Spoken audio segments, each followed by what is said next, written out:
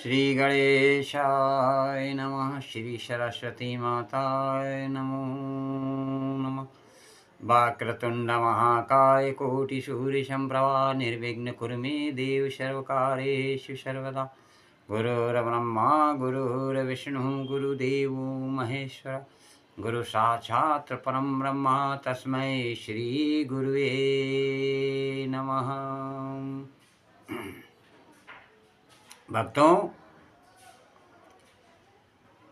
एक बार भगवान भोलेनाथ नारद मुनि को देवी संध्या की उत्पत्ति एवं उनके द्वारा पुरुषों के लिए दिए गए 3 श्राप की कथा सुना रहे थे कि जब सृष्टि का आरंभ हो रहा था तब सृष्टि के रचयिता ब्रह्मा जी कमल के आसन पर विराजित होकर भगवान का ध्यान कर रहे थे। उसी समय उनके मन में सृष्टि का निर्माण करने की इच्छा जागृत हो गई।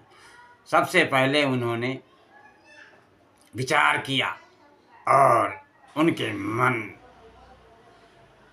में विचार करने पर एक सुंदर कन्या मन से उत्पन्न हुई, जो कन्या ब्रह्मा जी की मानस कन्या हुई। भगवान शिव ने कहा, ब्रह्मा जी उस समय ध्यान कर रहे थे और ध्यान करते समय वह कन्या उत्पन्न हुई। तो ब्रह्मा जी ने उस कन्या को देखा। कुछ क्षणों के लिए उनका मन विचलित हो गया और उसका मनमोहक रूप देखकर ब्रह्मा जी के मन में काम भाव जागृत हो गया और ब्रह्मा जी की ऐसी कुपित दृष्टि पड़ते ही वह कन्या का तेज नष्ट हो गया और वह देवी संध्या बहुत दुखी हुई और उस स्थान को छोड़कर चली गई। नारद फिर ब्रह्मा जी के मन में किसी भी प्रकार का विकार उत्पन्न नहीं हो सकता। मतलब ब्रह्मा जी के मन में किसी प्रकार का विकार उत्पन्न नहीं हो सकता, किंतु प्रभु की लीला तो देखो। उन्होंने अपनी लीला दिखाने के लिए ब्रह्मा जी के मन में भी विकार डाल दिया। उसी विकार के कारण ब्रह्मा जी के कुछ क्षणों के लिए काम का भाव उत्पन्न हो गया। प्रभु की ऐसी लीला रचने के पीछे समस्त मानव जाति का कल्याण छुपा हुआ था। अब तुम इस विचित्र लीला को ध्यान से सुनो। ब्रह्मा जी के ऐसे व्यवहार से देवी संध्या अत्यंत दुखी होकर चंद्रभाग पर्वत पर ध्यान करने हेतु चली गई। वहां जाकर उनके मन में यह चिंता सताने लगी कि वह तपस्या किसकी करे, किस भगवान की आराधना करे। इसी विचार से वह पृथ्वी लोक पर ब्रह्मलोहित नाम के सरोवर के पास चली गई और वहीं खड़ी हो गई। फिर महर्षि वशिष्ठ उसी स्थान से गुजर रहे थे। उन्होंने देवी संध्या को सरोवर के पास खड़ा देखा। देवी संध्या को अकेले उस स्थान पर देखकर महर्षि वशिष्ठ उनके पास चले गए और पूछने लगे, भद्रे तुम कौन हो, किसकी पुत्री हो, इस भयंकर वन में किस लिए घूम रही हो? यदि कोई गोपनीय बात ना हो तो अवश्य तुम्हारा उद्देश्य जानने की इच्छा है, बताओ। तब देवी संध्या ने उनके साथ जो हुआ बताया, हे मुनिवर, इस पर्वत पर तपस्या करने के उद्देश्य से आई हूं। कृपया आप मुझे बताइए, मैं किसकी तपस्या करूं? मुझे अब इस दोष से कौन मुक्ति दिलाए? तपस्या कैसे करनी चाहिए? कृपया मुझे उपदेश देकर अनुग्रहित कीजिए। संध्या की बात सुनकर महर्षि वशिष्ठ कहने लगे, हे देवी, तुम भगवान नारायण की तपस्या करो। ये युम नारायण नमः, ये युम नारायणाय नमः महामंत्र है। यह जान कर के तपस्या करो। जब तक भगवान के दर्शन न हो तब तक इस मंत्र का जाप करती रहो। स्वच्छ वस्त्र धारण कर उत्साह और प्रेम की दशा स्थित कर नियम का पालन करो। मौन धारण करते हुए भगवान के साथ इस नियम का पालन करो और मौन धारण कर भगवान के नाम का जप करो। तुम्हारी भक्ति से प्रसन्न होकर भगवान विष्णु तुम्हें अवश्य दर्शन देंगे। इस प्रकार से महर्षि वशिष्ठ देवी संध्या को उपदेश देकर वहां से चले गए। देवी संध्या को अब तपस्या का मार्ग मिल गया, इसलिए उसके हर्ष की सीमा न रही और वह बड़े आनंद के साथ श्री हरि की तपस्या में लग गई और आसन बिछा करके उसने तपस्या करना आरंभ कर दिया और महर्षि के बताए हुए नियमों का पालन सावधानी से करने लगी। इस प्रकार सभी नियमों का पालन करते हुए देवी संध्या ने 4 युगों तक अपनी तपस्या चालू रखी। उसकी व्रत तपस्या और भगवान के प्रति भक्ति देखकर सभी देवताओं को बड़ा आश्चर्य हुआ। भगवान विष्णु भी देवी संध्या की तपस्या से अत्यंत प्रसन्न हुए और फिर वे मनोहर चतुर्भुज धारण करके उसके सामने प्रकट हुए। भगवान विष्णु ने कहा, हे देवी, उठ जाओ, मैं तुम्हारी भक्ति से प्रसन्न हूं। भगवान विष्णु की मनोहर छवि देखकर देवी संध्या शीघ्रता से खड़ी हो गई। भगवान का यह स्वरूप सूर्य के समान तेजवान दिखाई पड़ रहा था। भगवान के ऐसे रूप को देखकर देवी संध्या स्तब्ध हो गई। उसे समझ नहीं आ रहा था कि वह क्या करे और क्या कहे। उसके मन में भगवान की स्तुति करने की अभिलाषा हुई, किंतु वह भगवान के उस रूप को देखकर कुछ भी बोल नहीं पा रही थी।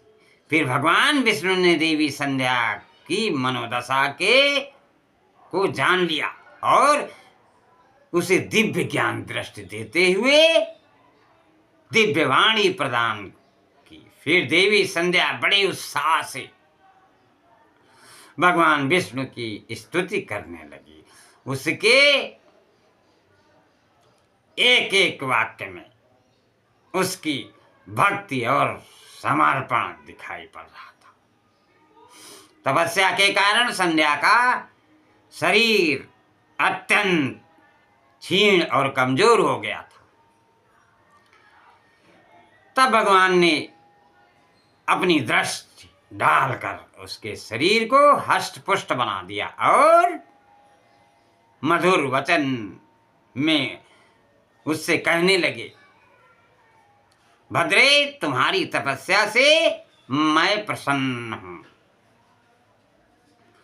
तुम अपनी इच्छा अनुसार वर मांग लो। तब देवी संध्या ने कहा, प्रभु, यदि आप मुझ पर प्रसन्न हैं और मुझे वरदान देकर अनुग्रहित करना चाहते हैं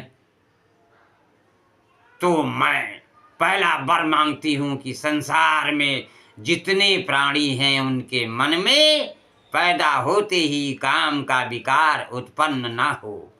दूसरा वर मैं मांगती हूं कि मेरा पतिव्रता धर्म कभी खंडित ना हो। और तीसरा वरदान मुझे यह दीजिए कि अपने पति के अलावा किसी अन्य पुरुष के प्रति मेरे मन में आसक्ति ना हो। जो भी पुरुष मेरी ओर भाव से देखे वो नपुंसक हो जाए। फिर भगवान विष्णु ने वरदान देते हुए कहा, कल्याणी, आज तुमने संसार के कल्याण के लिए तुमने उत्तम वर मांगा है। आज से ही पैदा होने के बाद किसी भी प्राणी के मन में काम वासना का भाव नहीं होगा। मनुष्य के शरीर के 4 अवस्था होगी, बाल्य, कौमार, यौवन और जरा। मनुष्य को कौमार के अवस्था में ही काम भाव का उदय होगा। तुम्हारी तपस्या से मैंने आज यह मर्यादा स्थित कर दी है कि संसार में कोई भी प्राणी पैदा होते ही काम भाव से युक्त नहीं होगा। तुम्हारे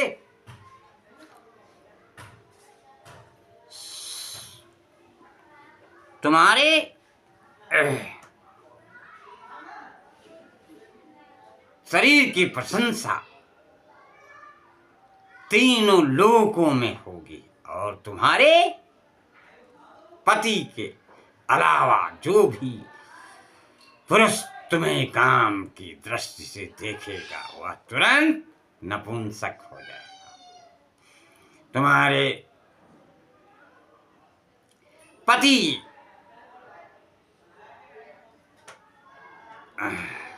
भाग्यवान, सुंदर तथा सत कल्पों तक जीवित रहने वाले होंगे। और हे देवी, तुमने जो जो वर मांगे हैं मैंने भी प्रदान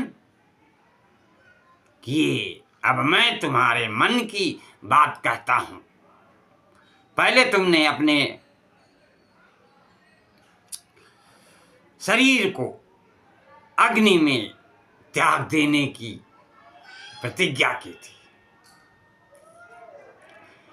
यह प्रतिज्ञा इसलिए करनी पड़ी थी कि ब्रह्मा जी की दृष्टि तुम पर पड़ चुकी थी। निर्दोष होने पर भी तुम अपने शरीर को त्यागना चाहती हो। यहाँ के पास ही चंद्र भागा नदी है। उस नदी के तट पर ब्रह्मर्षि मेधातिथि ऐसा यज्ञ कर रहे हैं जो 12 वर्षों में पूर्ण होगा। उसी यज्ञ में तुम अपने शरीर का त्याग करके अपनी प्रतिज्ञा पूरी करो। किंतु तुम वहां पर ऐसे भेष में तो जा नहीं सकती। इसलिए वेश बदल करके जाना पड़ेगा। मुनियों की दृष्टि तुम पर ना पड़े।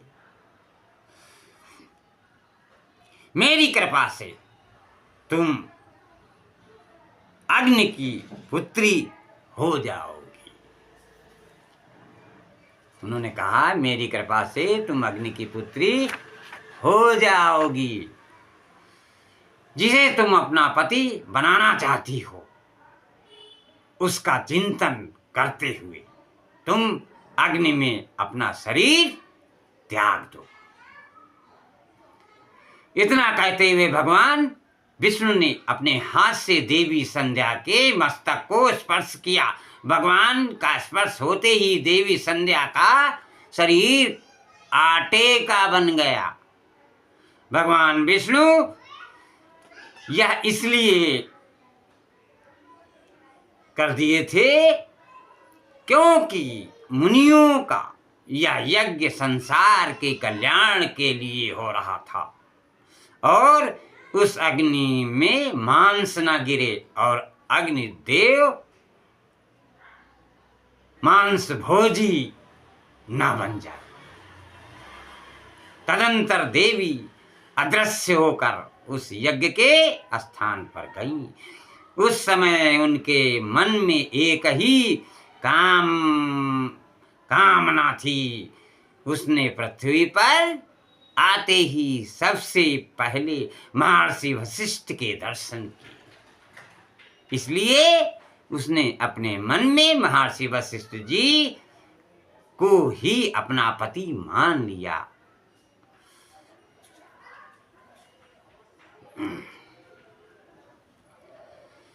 और उनका चिंतन करते हुए उन्होंने अग्नि में अपना शरीर त्याग दिया।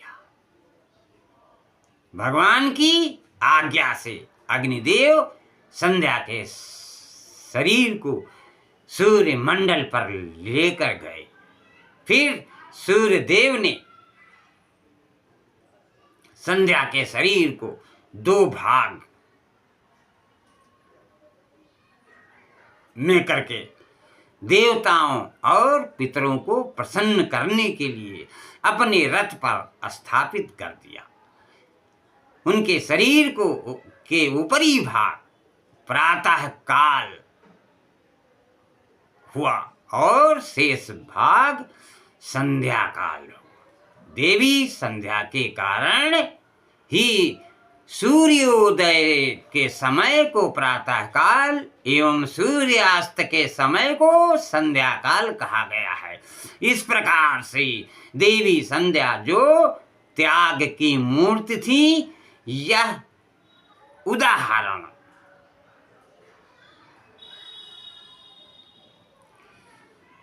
पेश करके अपने जीवन को समाप्त कर दिया। भगवान विष्णु के वरदान से देवी संध्या का दूसरे जन्म में अरुंधति के रूप में दोबारा प्रकट हुई और ब्रह्म ऋषि वशिष्ठ जी की पत्नी हुई। भगवान शिव कहते हैं, हे नारद, इस प्रकार से देवी संध्या के कारण ही संसार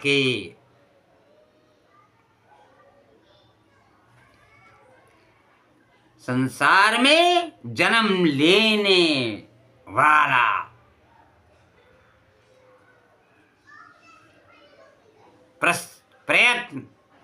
प्रत्येक प्राणी, संसार में जन्म लेने वाला प्रत्येक प्राणी का